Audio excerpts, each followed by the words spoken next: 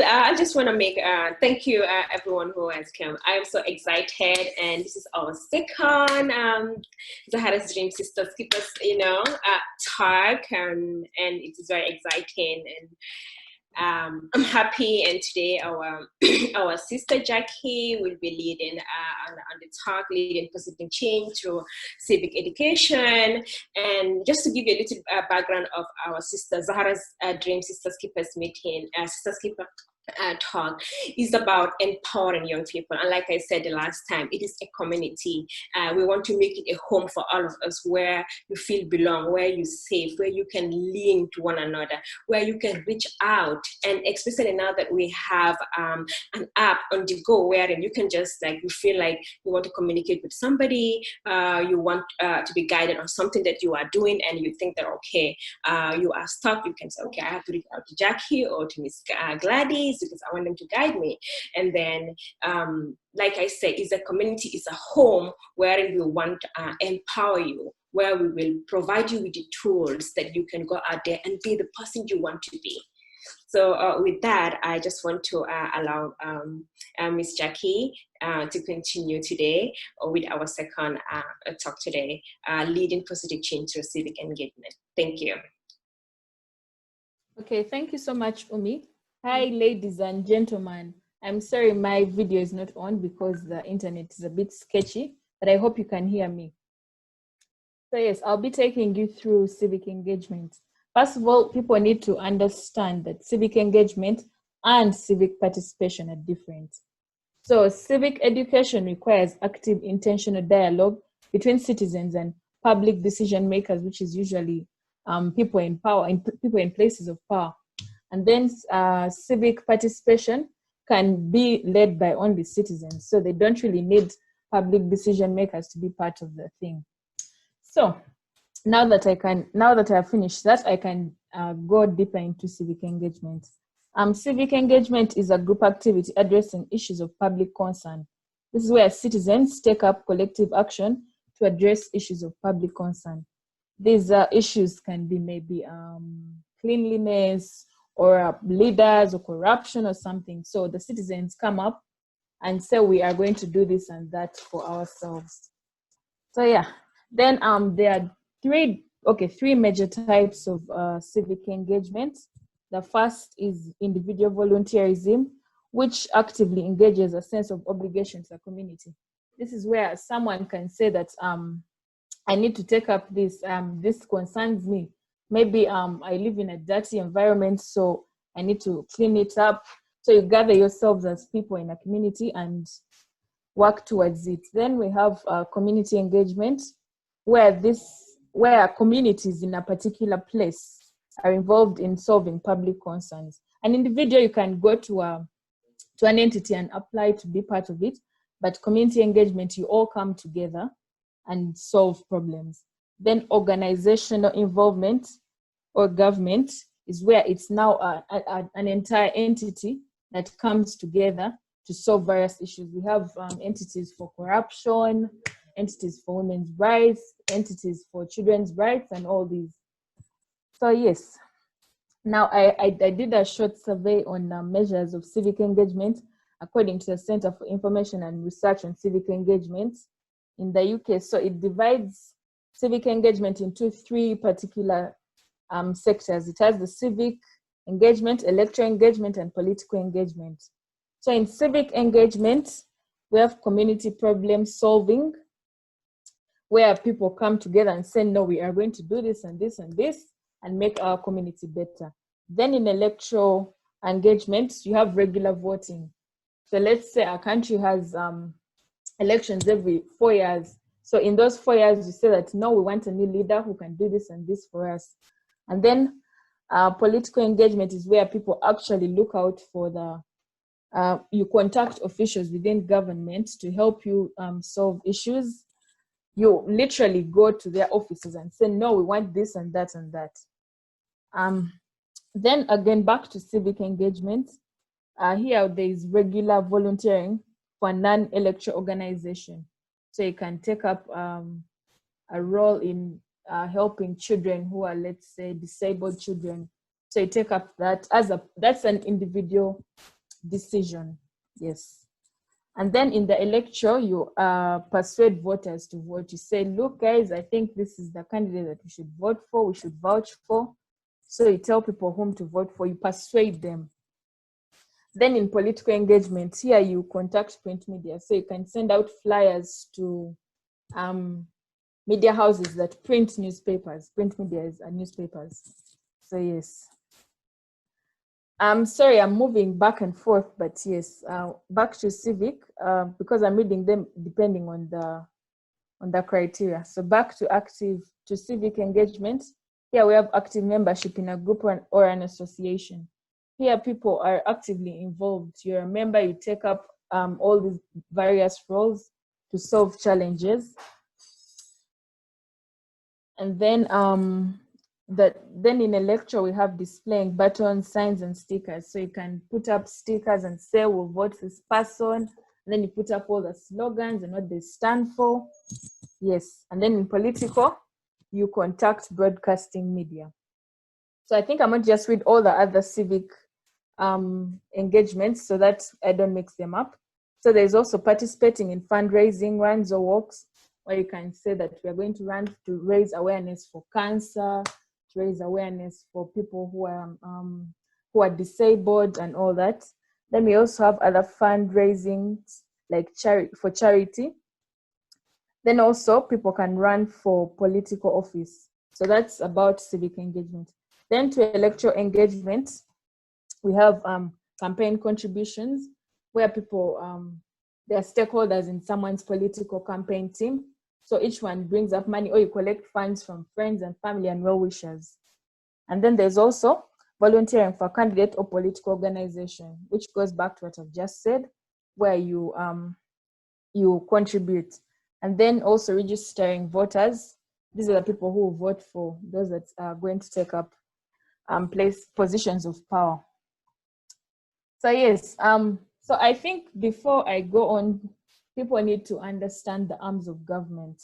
So we have the executive, we have the legislature, and we have the judiciary. So the judiciary administers justice according to the law. So this is where you have the judges, the courts, the judicial officers, the presiding officers, and all this. Then the legislature, this is more of like parliament kind of setting, where they make laws and hold governments accountable for policies that they make and whatnot. Yeah, we have parliamentarians, that's self-explanatory. Then we have the executive, which executes and enforces laws. So in this particular arm of government, we have presidents, we have ministers, and all these people that come together to make it a good thing. So yes, so now since I have mentioned the arms of government, now we can go to the principles of good governance, which contributes to civic engagement and participation. So the first principle of good governance, for you to be sure that you're being governed properly, I think it's very important to know the principles of good governance. So the first is participation and representation. This looks at how involved is the population. Are we well represented? Are our ideas being taken up by policy makers? Do they even think about us? Do we participate in choosing our leaders? So that's what participation and representation is. Then the second is fair conduct of elections. Now this, I think, is the biggest challenge for, I think, the continent, the world, the globe, everything. But particularly, I would like to focus on Africa. Fair conduct of elections is, if I was to give it a percentage, I think I would give it about 10%, because there's barely any transparency in the electoral process. How would we know that this is the person who voted for? We've heard of vote rigging, we've heard of presiding officers being bribed, and all these other things. So I think fair conduct of elections is what we need to focus on as countries and as representatives of those particular countries. Then responsiveness looks at how state institutions respond to issues of public concern. How quick is the government to respond to this and that that's happening? If there's corruption, how quick are they to account for why this happened, why this money is missing? What are they doing about it? What do they plan to do about it? And do they plan to prosecute the people involved, or will they just brush it off and, I don't know, we forget? So yes, responsiveness. Then efficiency and effectiveness, which looks at how effective state institutions are run. Are they effective in executing their mandates, or are they easily bribed? Can you bribe a judge? Can you bribe the president's secretary? Or can you get away with something and you're not even held accountable? That's what effectiveness and efficiency is. Then the other one is openness and transparency, which is also closely related to conduct of affairs in a country. It looks at involvement of the public about state affairs. When people in power are making decisions, do they include the people? Do they ask for their opinion? Is there a poll? Do they, like wondering if they are asked about doing certain and particular things? Then rule of law. This majorly looks at the constitution in countries. Do the people in power really respect the constitution, or can it be changed when it's convenient for me? If I was the president, do I stick to the, maybe let's say 5-term rule, and I held accountable when this and this goes wrong?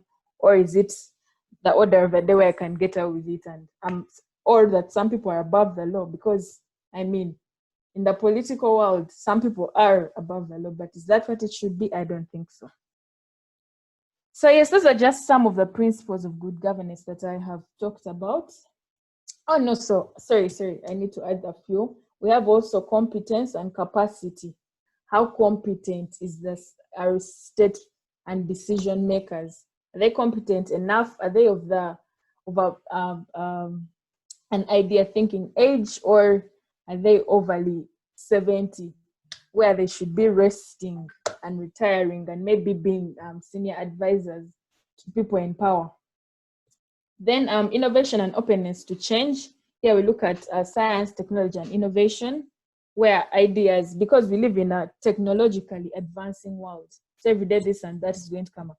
But what happens if we have leaders who are still in rudimentary kind of things, where you're still using science and technology that probably was used in the 80s? It's 2020, but we're using innovations of the 80s that they came up with, and they're not even willing to change or adjust or even listen to. So yes. And then one of the biggest principles of good governance, I would say, is respect of human rights. I think human rights in Africa, actually in the world, human rights are abused left, right, and center. It's even a sad story, but yes, human rights. So do the law enforcing officers respect human rights, or is it something that's a myth? Is it a myth, or do you see it happening? In my country, that's a story for another day, because human rights are abused literally, unless you're like really those people whom would call above the law, then you can't get away with it. But otherwise, respect of human rights, I'll give it a percentage of like 5%. But speaking of human rights, I would like to talk about the Universal Declaration of Human Rights. So this was brought up by the United Nations. And then they drafted a number of rights that they said, no, for it to be considered, you have to respect this and this and this of every person, irrespective of their religion, their culture, their nationality, their race, and whatnot. So I highlighted 5, but you can go and read about the other 48 human rights. But yes, so the right to equality. Now I know this is a very huge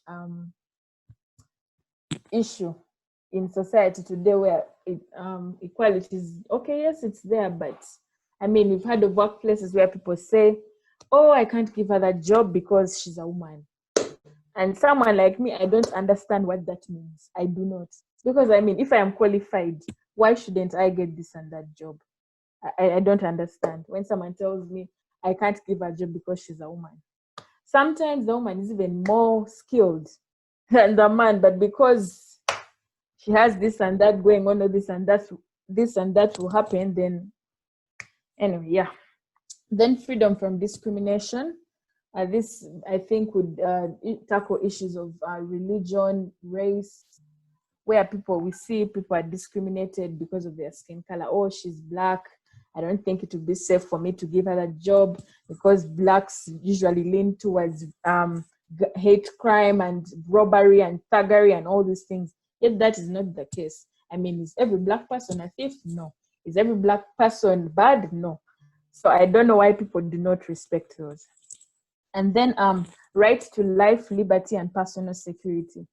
So yes, every human being on planet Earth is entitled to life, liberty, and personal security. You have the right to live. You have the right to live. So live your life to the fullest. Enjoy your life. Okay, responsibly, but enjoy your life. Then you have the right to liberty. You can say, I want to work here. You can say, I want to do this and that. And yes, you can and you should. Then a right to personal security, where you are entitled to a place, to a space where you feel safe. And I think this is something that very many people do not think. Some people think others do not deserve personal security. So they have this vendetta against people that, no, why should she be safe and whatnot? Or why should he be safe? And that should not be the case. Then freedom from slavery. Every human being is entitled to be free and not, okay, this slavery, I definitely know that in mean chains, but today in the world, we've heard of modern day slavery. And this is something that breaks my heart, because, I mean, in 2020, and we're still talking about slavery, we should be moving past slavery. But because some people do not consider that, that's an issue. And then also freedom from torture and degrading treatment. So yes, torture and degrading treatment, I can link them to respect of human rights, where people are tortured. You know, this is usually in prison cells. Okay, that's the easiest example I can think of, prison cells.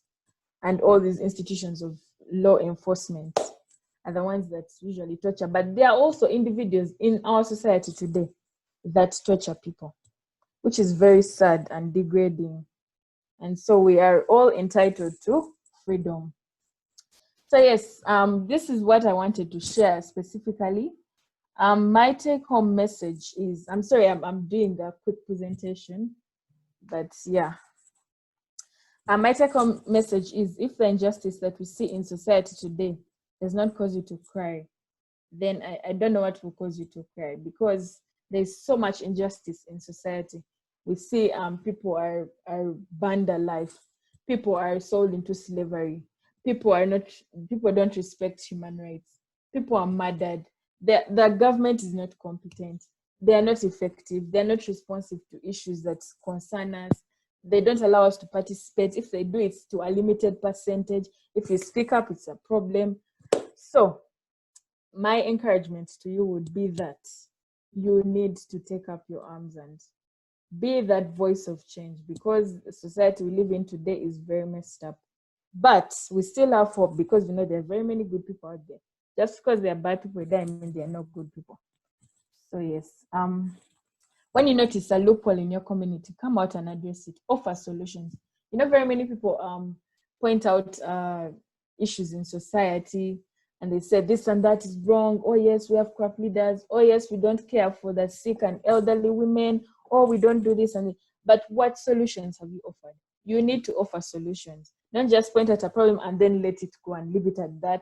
And or maybe because the vision bearer of a particular issue in society is no longer there or is no longer active, you can't offer a solution. So offer your solutions. Offer solutions.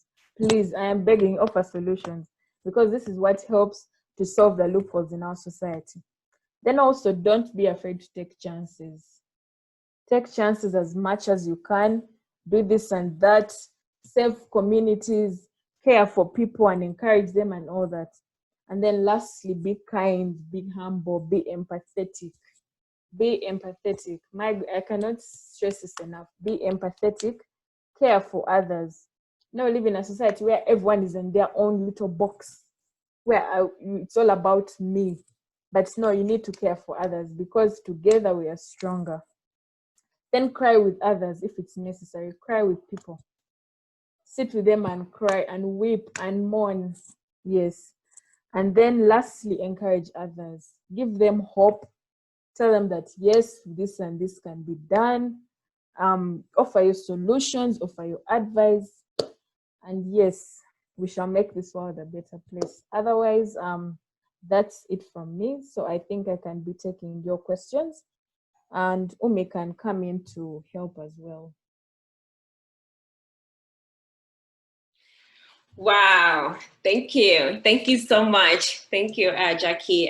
This is very educative, and I know that our sisters here will ask questions. Sisters, if you have questions or contributions, we can always ask Jackie. Thank you. Gladys, you want to come in? Yes, please. Thank you so much, Jackie. Oh, and it's just asking my question and then you can jump in. Thank you so much, Jackie, for your contribution. I mean, I learned a lot, and I wanted to ask you something. How do you live that, like in your everyday life? How do you live that civic engagement that you spoke about? Thank you. Okay, Umi, should I answer each question at a time, or I do all the questions and then answer?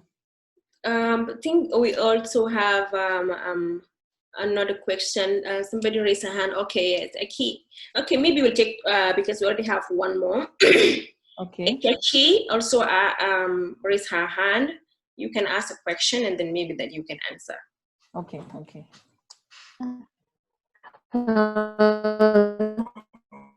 Hello, everyone. Thank you very much, Annette. Umi, and thank you very much, Jacqueline, for the one. So I have a question. Actually, currently, I'm under the Young African Leadership Initiative, and I'm taking the Civic Engagement track course. And so I've really loved representation. And my question is, what's the difference between civic engagement and public management? What's like the similarities and their differences? I just want to know about the two. Public. Okay, thank you, Annette. Okay, I think I'll begin with Gladys's question when she asked, how do you live that civic engagement every day? Well, it's not easy, certainly, but you have to live it because the society we live in is crying. So how I live that is every day you engage with people and give them hope. You engage with people and say, yes, I know that I don't care as much for elderly women, but I think we can maybe set up homes and what. You can give solutions and engage with people. I actively actually engage with people on Twitter. So you give them these solutions and say this and that. So I think, yeah.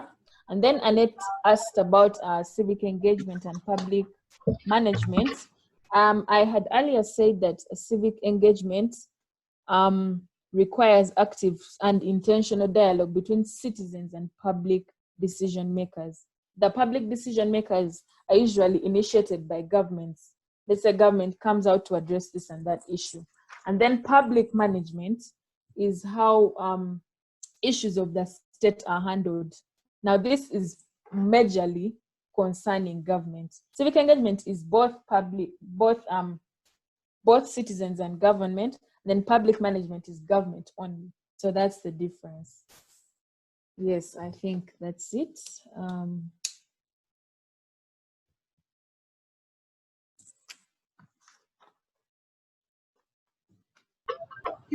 You're muted. Pardon? Thank you, Gladys, for that. I think I saw Ben raise his hand. Ben, you can come in.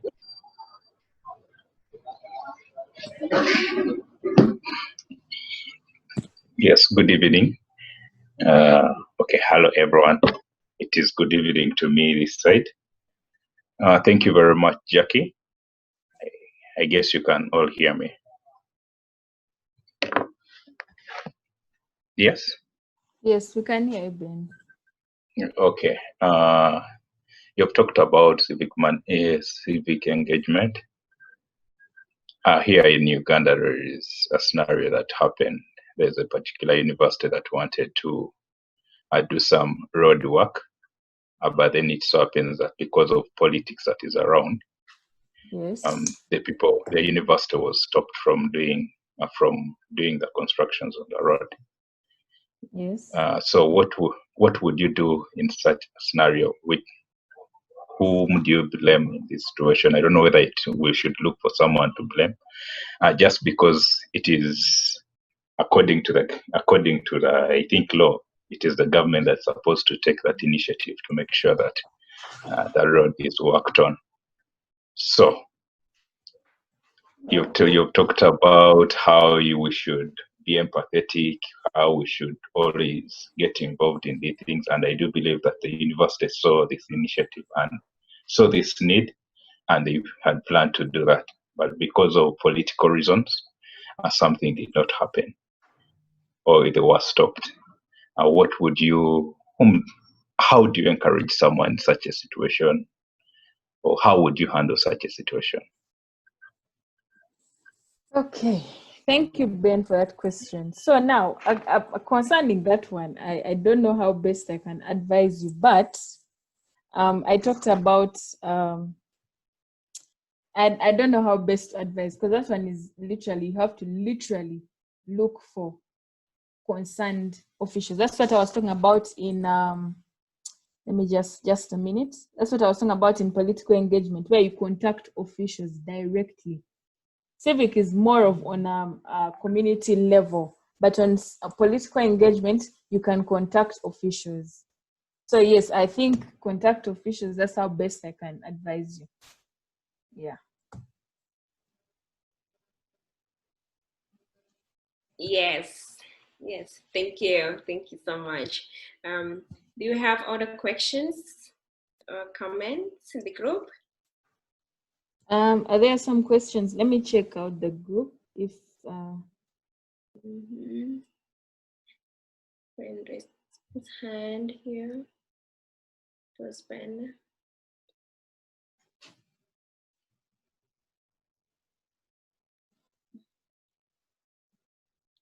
Okay, so for I think I have a question, Jackie. Yes, Omi. Okay, this is very good. Okay. We have also a youth. Before I ask, I've seen a youth mentorship program already raised the question. You can come in and ask your question. I can wait. Hi everyone. My name is Vivian. Sorry for that display photo. Really. So we had a program a while ago. So my question will be to Jackie. Yes. And thank you so much for the clarity and for that insightful discussion. So how can we as civil society organizations and other organizations engage with the government when it comes to policy making and coming to the implementations as well? I understand that civic engagement is both ways, for, like you mentioned, for the public and for the government. And on the other hand, as much as we've been trying to engage the government in taking actions and taking responsibilities, they don't seem to, be proactive about it. So are there other means that we can adopt so we can get the governments and other stakeholders involved? Thank you. Okay, thank you, Vivian, for that question. Thank you, Vivian, my sister. Yes. So you were asking how can we use that? How can civil society organizations and other organizations engage with the government? Yes. So this depends on how active your government is. If you have a government that's very frustrating, that is going to be a battle for you. But yes, you can contact officials. I'm sure. Okay, yes, there are very many who are not as receptive to citizens coming up with solutions, but there are also those who would be willing to listen. So you just need to point out who is willing to listen and contact them and say, hey, we would like to do this and this and this. And if it's in a particular ministry, I'm sure there are commissioners and whatnot. At least there has to be one commissioner who would be willing to listen to you and say that, yes, I think this is a good idea, we can take it on. Yes, and then also the proactive, that's the other solution. I don't think it leads to, or it fruits anything good, because it's usually violence. And what did violence ever do for anyone? It just creates deeper and stronger and wider damage. It's an already existing problem. But yes, I would encourage you to contact officials. There are always, at least there has to be someone who would be willing to listen. So yes.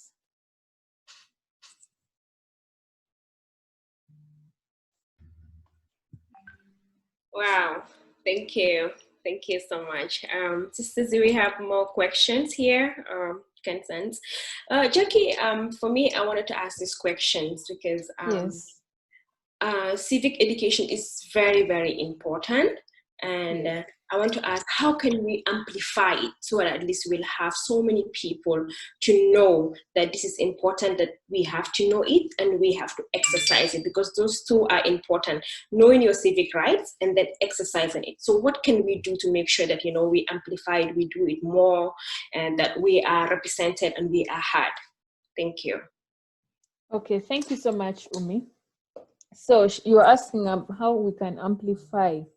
First of all, that's why I began with the principles and the rights, because very many people don't know that they have a right to personally, but because they have always been in chains and in bondage, they don't know that they have a right to be free. Or some don't know that I can hold my government officials accountable if something goes wrong. They don't know those principles.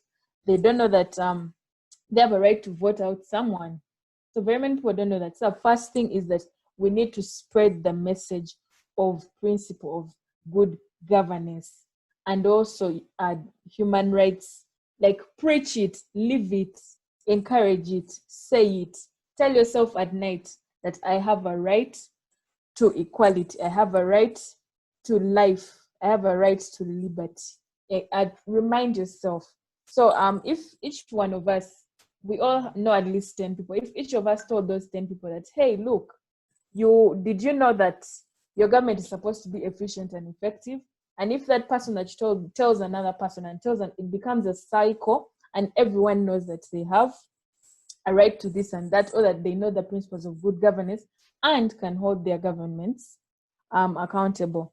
Then also the civic rights, I think that applies as well.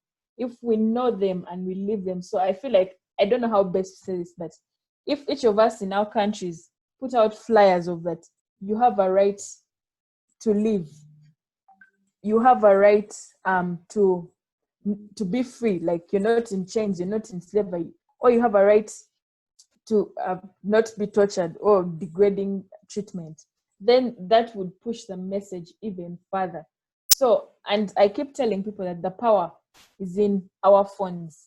Our phones are the greatest devices that we have. So if you can use your phone to spread that message, that would be great. That's just what I know. I know it because the phone can spread messages to even the farthest corner on the earth. So yes, spread the message as much as you can. Use your gadgets and devices to spread the word. So yes, Umi, that's how best I would answer your question.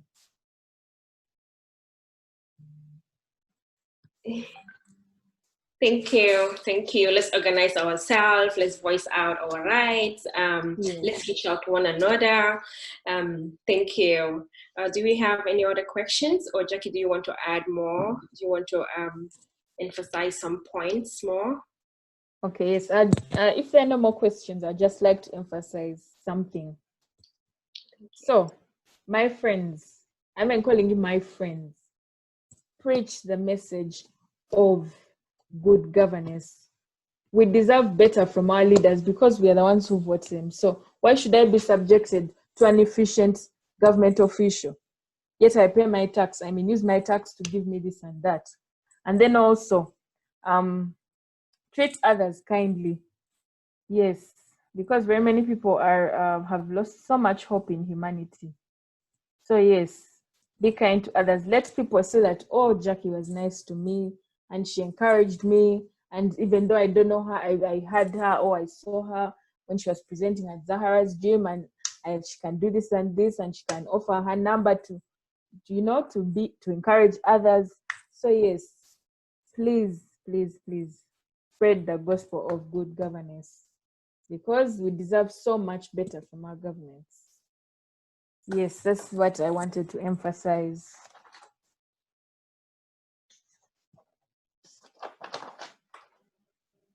Yes, thank you.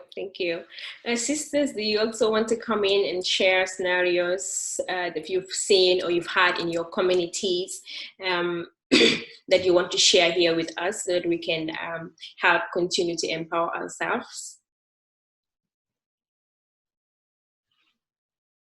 Anyone? I think there's some messages here.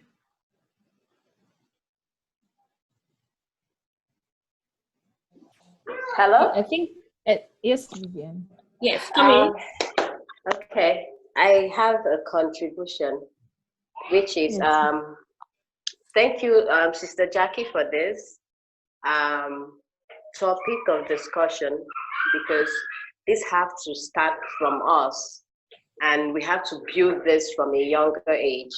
As a passionate educator, we have civic education in our curriculum, which is great, but it's also important, if we have educators here, to amplify their voices to upgrade the curriculum, because there has to be some upgrade, and if it happens that students who in the time past have assessed and have been taught using a certain curriculum, and they've outgrown that stage, or have developed beyond that level, I think it is important for education stakeholders and curriculum developers and the Ministry of Education in our countries to come together to upgrade and review our recent curriculum on civic education. So for that to be achieved, I believe that advocacy from every one of us as sisters here would help them to achieve that. So with advocacy and reaching out to other policy makers will help to get this implemented. That will be my contribution to that. Thank you, sisters. Thank you so much. Jackie, do you want to add something? I think what she said is actually true. We need to get educators on board, because these are the people that teach our people. So if they also know the tools in civic engagement, that would be lovely. So yes, educators do need a copy of my presentation. That's what I would say. But yes, that's true. Thank you, Vivian. You're welcome, Sister Jackie. Thank you. Ekechi, do you want to add or ask more? Or Ben? Oh, I have just a sentence to add.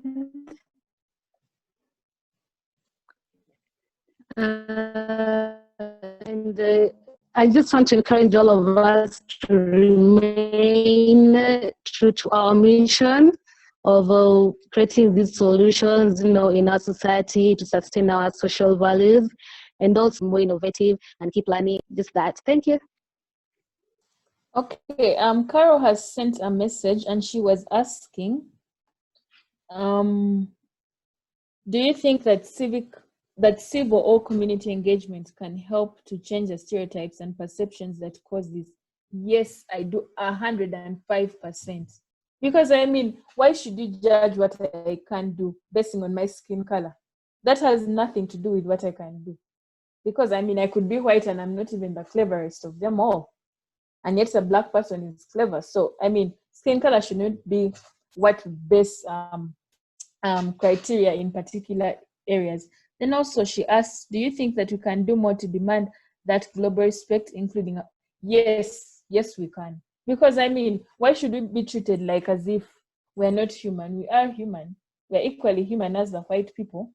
So yes, we should demand, and actually we should literally march to government offices. In terms of corruption and bribery enabling foreign disrespect. Now this is a huge topic because I mean, okay, like in Africa, we literally feed on grants and foreign aid. But yes, you can give me aid and still respect me. So I think, yes, we should demand that global respect. We deserve it. Everyone deserves it. So yes, that would be it for me to Carol. Thank you. Thank you so much, Carol. Thank you for your powerful questions. This is really important. Civic education should be, yes, I hope, Carol, Jackie really answered your question, or do you want to come in and ask more, Carol? Thank you. No, I think she did, but I think I did ask also if Jackie or anyone, it's out there for anyone, feels that as a race, if we are culpable in this disrespect that's bestowed upon us. I beg your pardon, my internet was a bit shaky. Please repeat your question.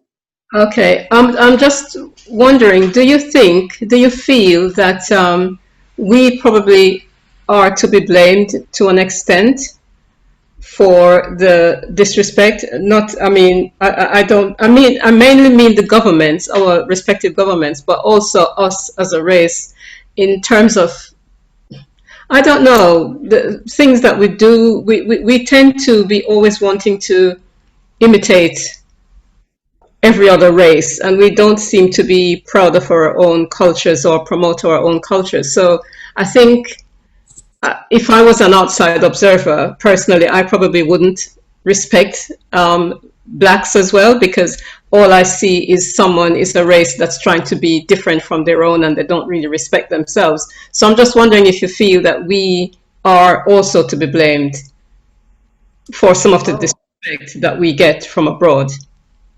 Okay, yes, I think so. We are to blame, but also I think we are both to blame, both whites and blacks, because black people, we have a copycat syndrome, want to copy everything that's from the West. I mean, yet we have our own existing structure of society and culture on the continent. So yes, why should we copy white trends and cultures that do not even fit in our context? So yes, we are partly to blame. However, also the white people are partly to blame, because why should you judge me based on my color? What makes you think that because I'm black, I'll probably rob your shop, or I don't deserve to be hired in this particular job? So yes, we are both to blame. Yes, I hope I've answered you properly. Thank you. You're welcome. Anyone want to jump in and to say what Carol was saying? Ben or Gladys? I mean, I'll just say quickly also, for example, 16-year-old Sudanese boy drowned today doing the ferry crossing. I'm not sure if you've all heard about it yet. And I was just thinking when I heard that if this was an American or French, you'd hear, you know, the foreign minister or someone from that country be on the news saying something. But whenever these things happen to African children or adults, none of the African governments ever actually come out and say, you know, we are saddened and this is wrong. No one from Sudan came out today and said anything. And you know, and that's why I really thought, because at one point I was really struggling to really make this session, and then I thought to myself, I have to be here because I just feel that, I don't know, we really need to do more in order to get the government to engage and realize their responsibility, you know, that they are responsible beyond corruption and bribery and their own personal gain. It's just quite sad, really. Yes, it actually is sad, because I understand what you mean. Usually when it's a French boy or an American boy who was drowned, it's all over the media, CNN, Sky News, Fox News. But if it's an African, you're like, oh yeah, you hear about it probably even 3 weeks later. That's, oh, an African boy died while swimming, and didn't get as much publicity as. I think also the media has a way it picks out what stories it wants to put out there. I think the media also has a role to play in all of this, because they'll say, let's go with the white boy story, or the poor white boy, or this and that. And if it's a black boy, just like, oh, he was swimming, and then I don't know, he had no floater, or he had nothing, and then he drowned. So yes, I think the media also has a role to play. I agree with you, but then again, there's the point, how can we expect the media, especially our foreign media, to really care when the government don't care? This is a person trying to get away from his country because of the upheaval in his country, and he's drowned on another continent. And, no one from his country actually can come out and say something. Even a representative from the embassy here in the UK or in France, nobody. You've heard the French foreign minister speaking. You've heard our own Priti Patel here in the UK speaking about it, but no one from Sudan. I mean, these things are wrong. Yes, they are. We should call out our governments, because they need to show that they care for us more. We That's should. True. Yeah, yes. We should. Thank you very much anyway. Thank you. Thank you so much, Carol. Can I quickly jumping on to this topic? Yes. I would like to say that I totally understand your feeling, Carol, when it comes to these issues. Effectively, you're right. You're seeing this happen in, let's say, the Western countries, and you have those quick reactions, and we don't see that happen for our African youth. And it really is about the narratives, and something that it's deep, both areas. Even in the Western countries, we have issues when it comes to dealing with Black people, and the same happened in our continent in Africa. So it really calls for a conversation, a deeper conversation about this. And yes, I agree with you. It's about the narrative. It's about holding government accountable, and it really revolves towards what Jackie was saying when it comes to good governance. How do you, in the first place, why this young boy wanted to leave his country? I see. So, this is actually the real question that we have to ask ourselves. What are the ecosystem in his country? Why? What are the reasons that make this young boy go through this, this ordeal? Going through several countries, we know that we have this road through Libya or something, and then they end up in the sea, and they die, or they just have arrived in Italy coast or something. And this actually are the root cause that needs to be addressed. So yes, I totally agree with you. You have a problem in terms of narrative. You have the problem in terms of our governments, and this is what civic engagement is about. Yeah. And empowering the youth that are doing things, because I know that sometimes when you have this thing, you feel that nothing is happening at a grassroots level, and in fact people are working hard, making sure that you raise issue about this. I know that I went to, sorry, I'm trying to keep it short. I went to Senegal, and you have this phenomenon called talibé. These are young boys that end up being like, I don't want to say this, but slave, like under the protection or something of some people, and some of them are exploited. And this is an issue to those young boys that went through this liberty medal, and they're actually trying to mobilize people about this. And from here, from Paris, I had never heard about this. And when I actually went there and I saw these young boys and I saw that they were doing things, so it's really about knowing. I'm pretty sure that things are happening in the continents.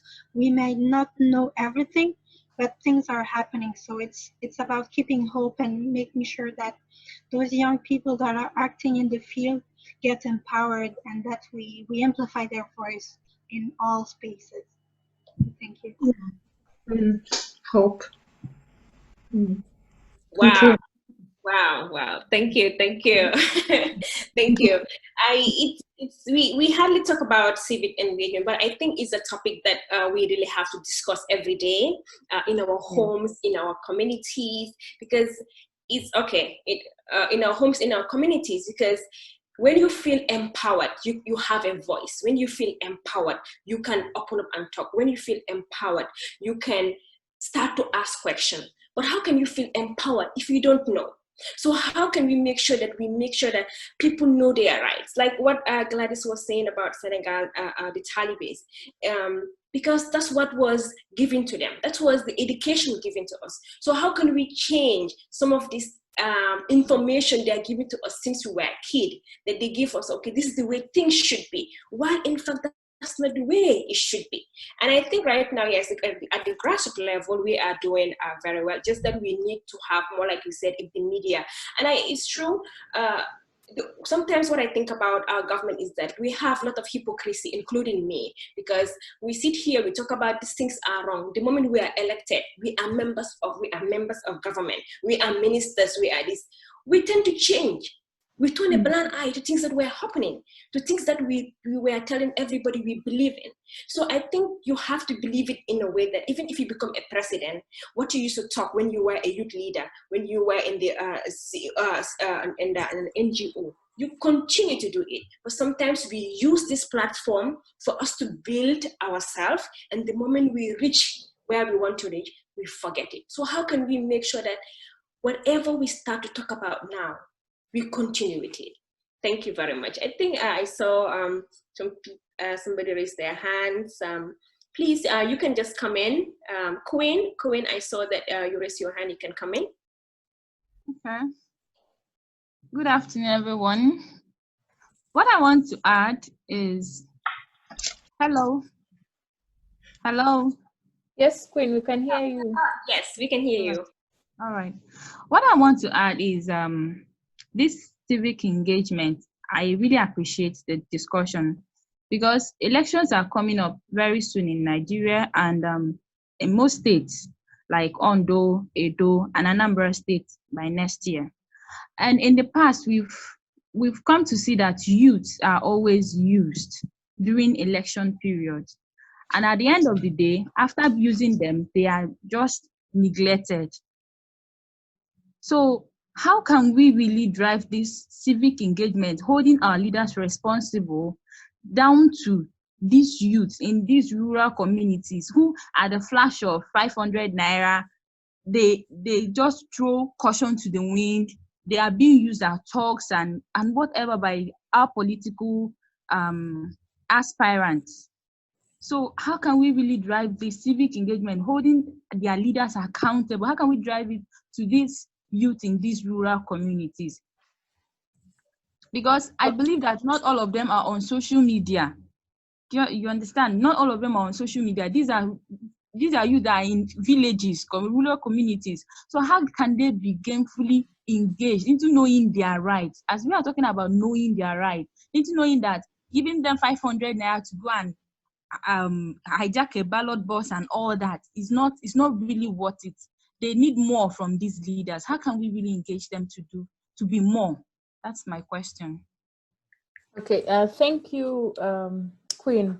So first of all, I would like to say that youth should not allow to be used, especially if it's not going to benefit generations to come. Do not be allowed to be used. Tell your people that don't let a politician give you 500 naira or $300 because he wants you to vote for him, and yet when he gets to parliament, he'll even forget that he gave them money. So don't be allowed to be used. But then secondly, we have seen what has happened in Mali. They have ousted their president. They actually first arrested him, then eventually he resigned alongside his prime minister. So yes, you can hold peaceful protests. I'm not talking about violent protests, because that is a whole other argument. But you can hold protests and you demand, if you gather yourselves collectively and demand that, no, we want this and this, we voted you to do this and this, this was in your manifesto. So you demand for them to tell you, or you demand for them to resign if they can't. So yes, that's how best I would answer that question. Wow. Thank you. Thank you so much. I mean, I wish we had more time. Unfortunately, we have like 2 minutes to 11. And like we said at the beginning, we just want to make sure that our topics, our conversations are just tailored to 1 hour. Thank you to all the people who came in to participate here. And before I give the floor to Jackie, I just want to again to use your talking points. Be kind. Be bold, participate where you can, wherever you see a loophole, do that. At Zahara's Dream, that is our own mission, is to make sure that we see where whatever is missing, we come in and try to complete it. And as sisters, remember, I said, it's a community. Here is our home. Let's make sure, let's reach out. Don't be alone. You have so many sisters here who can help you and guide you and who will listen to you. Thank you so much. Jackie, you can close now. Thank you. Okay, thank you so much for listening in and participating. Please spread the gospel of civic engagement, hold your leaders accountable, look at your principles of good governance. I'll be sharing my presentation where I highlighted the principles and human rights, but those you can read more about in your free time. But yes, do hold your leaders accountable, engage them as much as you can. Be kind, be empathetic, encourage, care, cry with others. If it means crying, literally cry with them. But yes, otherwise, I wish you a blessed day and thank you for listening in. Thank you. Thank you.